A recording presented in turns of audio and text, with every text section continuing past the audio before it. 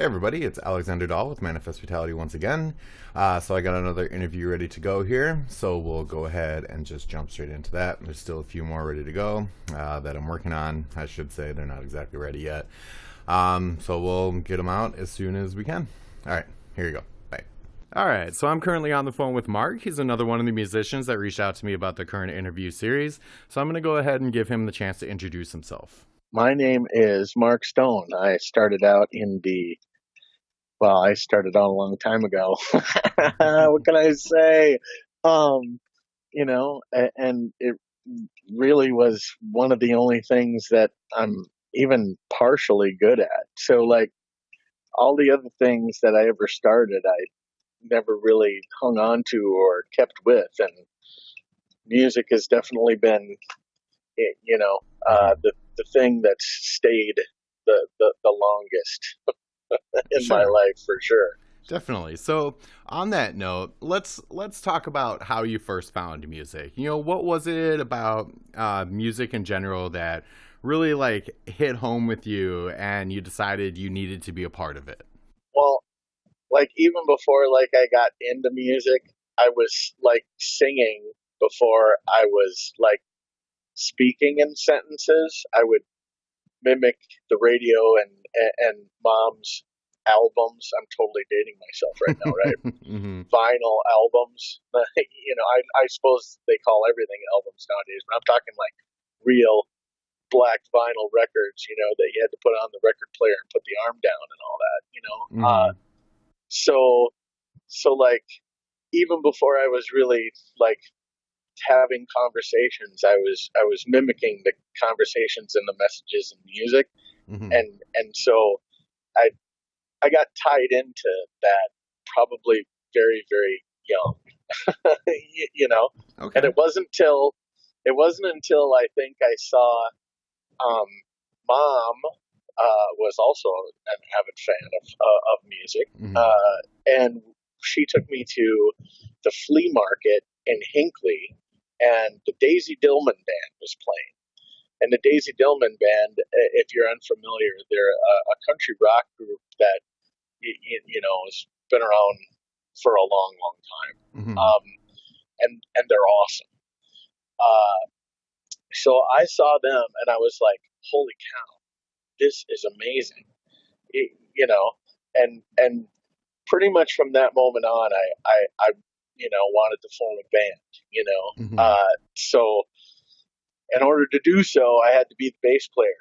Okay. Because if I wanted to sing in the band, I had to be the bass player because there was always plenty of guitar players, and we could probably find a drummer, but nobody ever wanted to play bass. So when I started playing music, I was the singing bass player. Sure.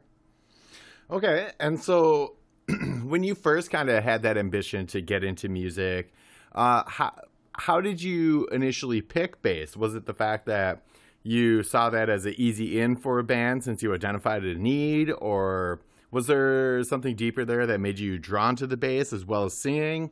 Like, explain that sort of thought process. So it was really about necessity, right? Because there were plenty of guitar players around, and like I said, we could find a drummer. But in order to do a band, like perform live and do a traditional rock type or even a country type setup, right, or country rock type setup, Hmm. however way you want to look at that, I guess there had to be a bass player, and I wasn't, I guess, advanced enough in my thinking to think, oh, we could do like some weird variation of this just guitar, because now there's plenty of bands around like uh, oh no, I can't think of them. Bound for the Floor. Hmm. That's their big hit. But like they're just a bass, they're just a guitar and drums group, right? Hmm. And there's like a few of those now. Well, the White Stripes, for instance, right? Hmm. I mean, but like back then, like if you wanted to play live, you needed all of it, right? I mean, Hmm. or it just seemed like you did, I guess. I wasn't advanced in my thinking enough, nor was electronic type stuff available Hmm.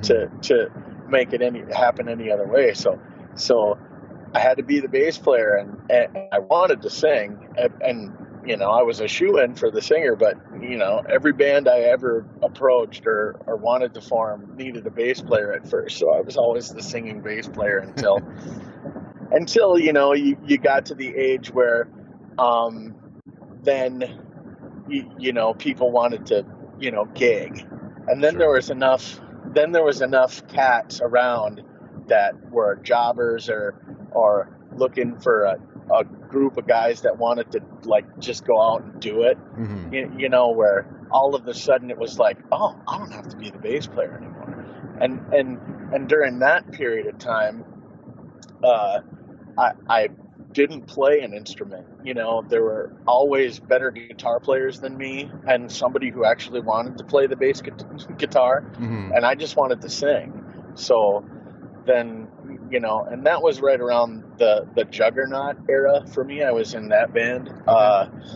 And really, that's when, I mean, how can you not get addicted to music after one of your first original bands is picked up, after we won this Battle of the Band contest and got interest from a manager who wanted to bring us into Paisley Park, which nobody got to record in Paisley Park during that time. But through his strings and stuff, we were able to do that. And it's like, here I am in my first project, and I'm looking at Prince's automated board in Studio A, and it was something out of Star Trek. You know what I mean? Sure. I mean, the sliders are moving up and down, and everything smells like, Prince everywhere.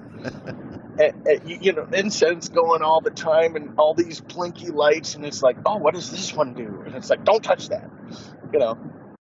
Well, that's awesome. So once you kind of developed that nature for it, and you found your groove, how did you kind of envision, first of all, the setup for the band that you wanted for, so the type of musicians that were in it, and then also the type of content that you wanted to create? Right. So I don't even think, honestly, I don't know that I even contemplated that until after the Juggernaut group was over, because I kind of fell into that, and they were all stellar players. I mean, just monster players.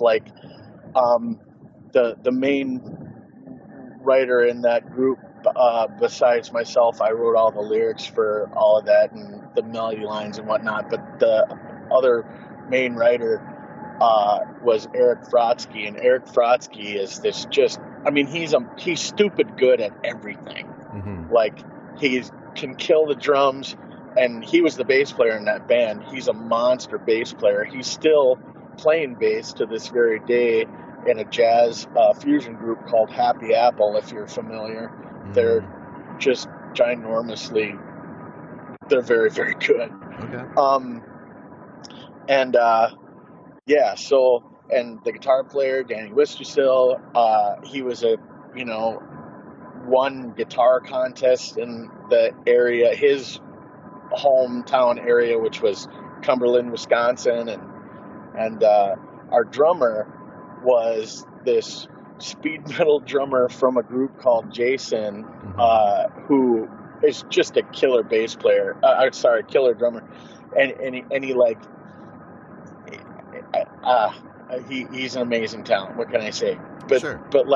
So when we all got together, we started out and we called, before we turned, the manager kind of had us, was like, look, when we started that group, it was called Love Kit, and we actually named it after the condoms in the bathroom, which, it's kind of a cop-out sort of as a creative name, and none of us were really that attached to it anyway,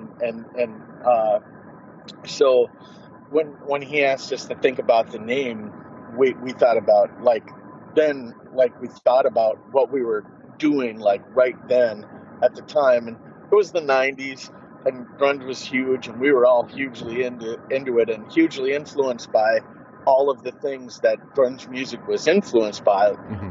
Obviously Black Sabbath, and yet like there was a side of bands that were influenced by Black Sabbath that were more organic, and that's where I felt like grunge music was, right? It wasn't like totally metallic and processed, and you got to wear spandex and do your hair like this and all that crap. It was like you can go out in overalls and combat boots, and as long as you kick ass, they're gonna listen. You know what I mean? Definitely.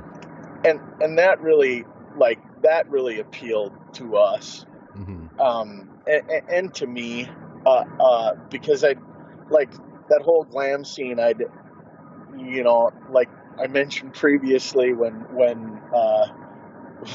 when I got involved with players that were of a certain caliber, it was like that was the bands I was in, and we were touring all over in the United States and in cover bands doing basically glam rock and classic rock, right? Sure. Kind of, in that way, I guess we can kind of identify with Pantera a little bit, the hidden glam era of Pantera. Definitely. So, right? So where would you say you're kind of at now, working in music, and where do you want to see your current projects like get to? You're a great interviewer. That's a great question. But okay, so where I am now in my life, like I like to do a lot of things. I like to do a lot of music, period, and kind of, after all of these great studio experiences that I had through various different projects, one of the things I knew was that I couldn't afford to do all of these great studio experiences anymore. So I'd have to become better at actually doing it myself. And so for, say, the past 3-4 years especially, I really buckled down and tried to do more than demos. I mean, I'd always kind of been involved. I mean, since there was Fostech, 4-track cassette players, so that's kind of dating myself a little bit, right? Maybe a little. I mean, but since those are around, like, we were always making the demos just so we had, a basis, something to build off of, right? When you were going to show your songs or, play your songs for somebody, it's like, what do you think of this, right? So at least you had something. And I'd always done that, but it was pretty painfully obvious that I was going to have to take the reins on that and learn more production. So so for the past 4 years, and then I was also kind of left to my own devices. At one point, I moved to Texas. I'm in Minnesota or whatever, but at one point I moved to Texas because there was this recording opportunity to record in a studio in Texas, and of course, okay, let's do that. And I'd also kind of gravitated more towards country music and country rock because it was the one avenue that was in my heart that I hadn't explored yet, really. Sure. And left to my own devices, it was like, well, what do you really want to do? And there was really nobody to argue with or riff off of. It was like, well, I want to do this. And I'd always kid, my fellow musicians that,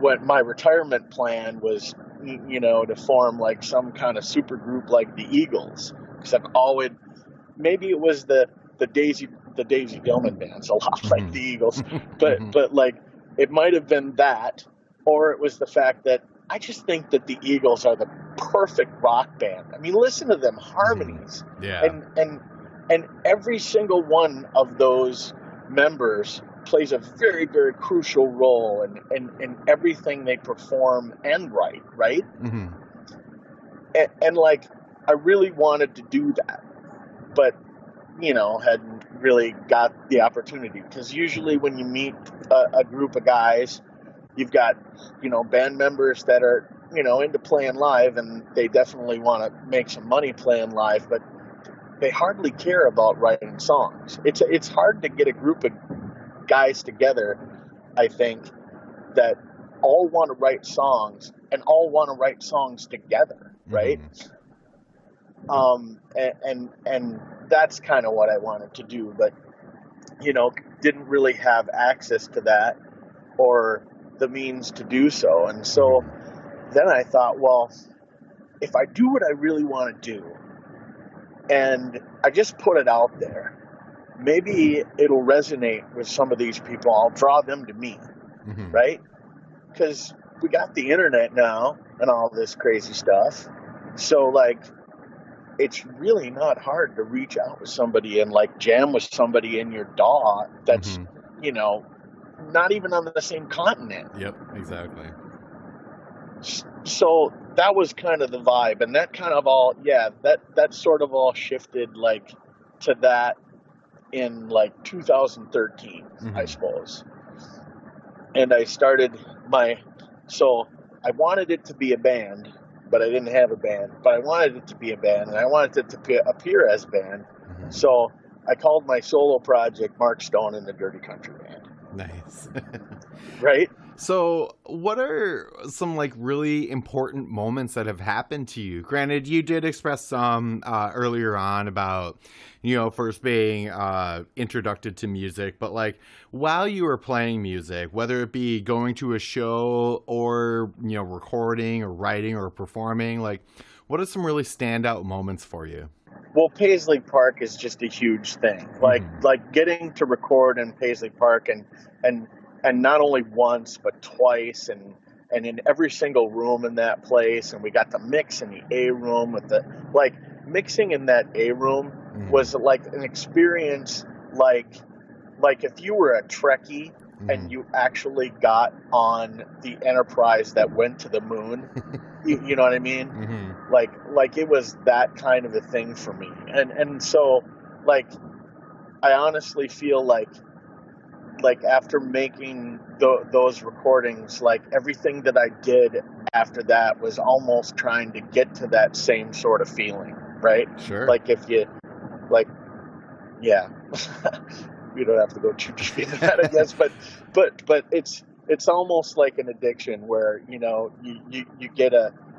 get a taste of something and like you got to have that. That's that's the high you want, right?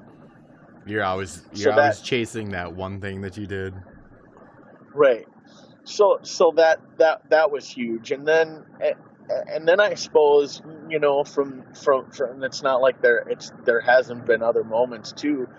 I suppose like when Juggernaut played Milwaukee Metal Fest, it was probably one of the largest audiences I'd ever been in front of, and that was a huge thing. Like holy, like I'd never been even remotely, like I'd always felt super, super comfortable on stage, like almost like this is the place I want to be. So like when you get there, like there was no reservations, but I remember looking out at that crowd of thousands of people and going, wow, this is right?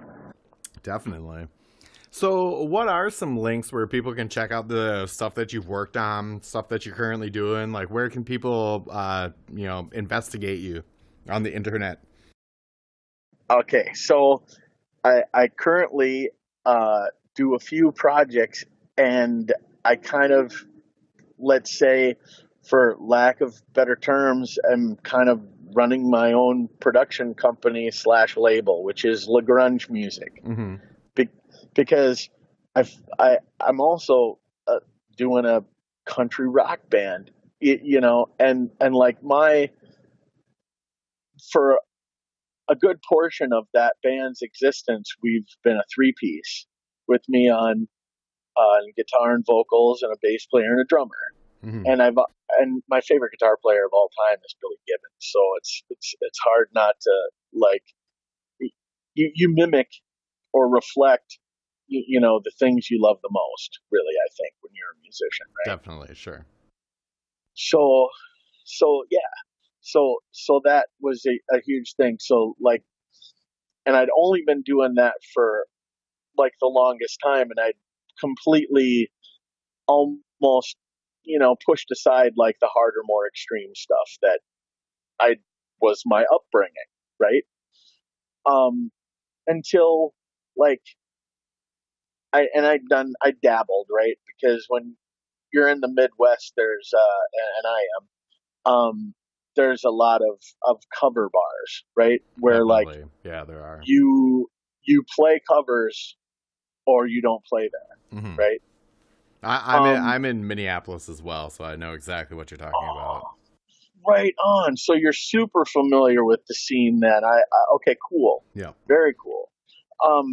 Yeah, so like, and we played First Avenue as, Juggernaut stuff, but like when you're jobbing and trying to play regular gigs to make money, like uh, playing First Avenue and doing all of your original stuff, like there hasn't really been a huge scene in this Midwestern region where you could do that and sustain it. Right. You can have those projects to do, and then do a couple of one-off gigs here and there or whatnot, right? But that's not gonna sustain your. You can't make a living off of that, or I Sure. couldn't figure out a way to do it. Well, so the You stuff know, that you recorded at Paisley Park, has that been uploaded online at all? oh, absolutely, yeah. The Juggernaut stuff, that stuff is like you can find that easily by like searching on YouTube or whatnot. Hmm. And we did put out like in 2018, I put out the second album that like that group was signed with Noise Records out of Germany, Nice. like back in the 90s. Yeah, it was cool. To be label mates with St. Vitus, I'm cool with that, right? Yeah. Yeah. So so um but yeah, and then and that group kind of fell apart like in the 2000s somewhere along the line, and Frotsky is such a monster. Like he kind of was more into doing jazz odysseys, and he actually has this group called Zebulon Pike, right? Which is Hmm. like this heavy metal jazz fusion odyssey. If you ever get a chance to YouTube that, and you have some time on your hands and you Hmm. want to like listen to this sonic explosion of metal, Sure. uh, it it's really a trip. So Well, he and was so going in that direction, how about and I was going towards song. your label that you're trying to get started? Do you have like any web presence for that? Yeah, LaGrangeMusic.com. Okay. And Yeah, then Lagrange. for your band that you're in, or like your solo project, do you also have web presence? Yeah. So if you go to LaGrangeMusic.com, it's got all of the things that I'm currently doing now, right? Okay. Okay.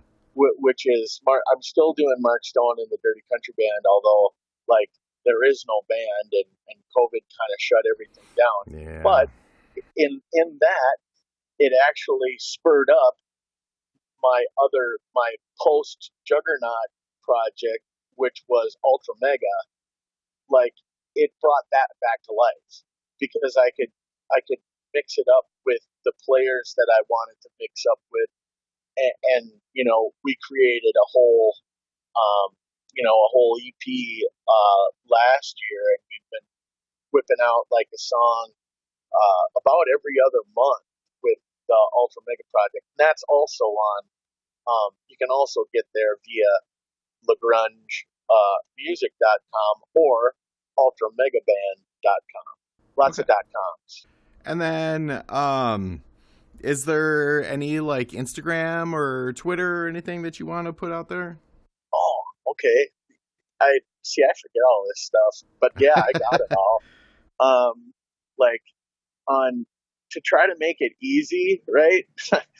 Because I'm all over the place still with music, just because I want to create everything. I Hmm. mean, you know, and you can now. Hmm. That was the other thing. Like I kind of got introduced to sync licensing, and half the people that license music, as long as it's good, they don't, they don't care if you're a band or not. Mm-hmm. As long as the music is good and it's gonna bring out the emotions of this, or amplify the emotions of their scenes. They don't care if you have a band.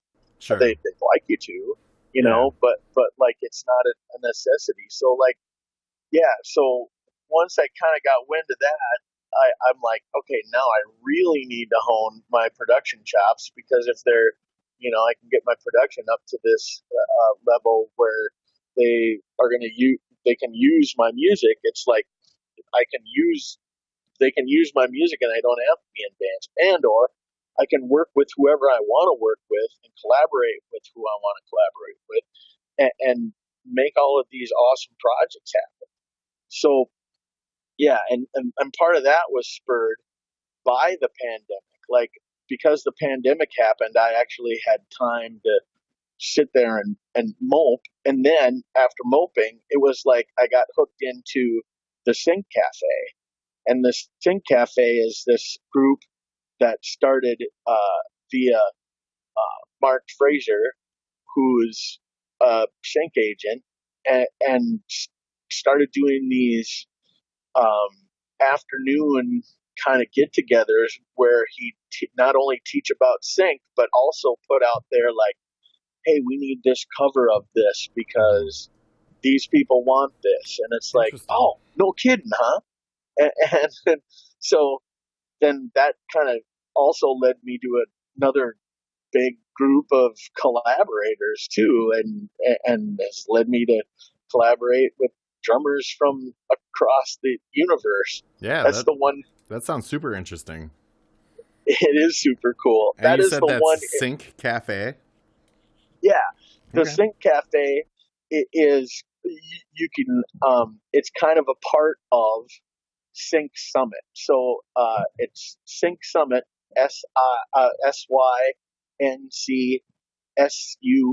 SYNCSUMMIT.com. Okay. And then they do sync cafes through Sync Summit, where you sign up on their Sync Summit website to kind of get entrance into the Zoom calls Mm-hmm. for these afternoon meetings. And it's like kind of introduced me to not only a whole new avenue of, hey, this really exists, like sync licensing actually exists. It's not a fairy tale. And you can get into TV shows, and now there's a lot more like TV shows and streaming shows even available. So Mm-hmm. like, yeah, it's just a totally different thing, and I had no idea that it existed before. Right on. That's very cool. So I always like to give the person that I'm interviewing the opportunity to put out their last word. So just a message that you kind of feel resonates with you. Yeah, right on. Like, I feel like I feel like two things, right? The two things I kind of want to put out into the universe is that if you want to do music bad enough, right, you can find a way to do it. Like, it's, you know, and dreams are funny, right? Mm-hmm. Because like, you may dream of being like in front of this huge audience at Wembley Stadium, but like later on, you might find out that like you get to Wembley Stadium, and it isn't really all that you thought it was going to be, and then you find out that there's this other totally different thing that exists within music, and it's like the fact that it exists is a totally new direction to go. So I feel like there's probably a lot of people who are like thinking about hanging it up. Period. Right? I know some of these people. I've been Mm-hmm. fans with a lot of them, and like super talented folks that just are like, yeah, this doesn't work anymore, so screw it. And it's like, I feel like, if you can hang on, you can probably find something that isn't the dream you had, but it's every bit as fulfilling.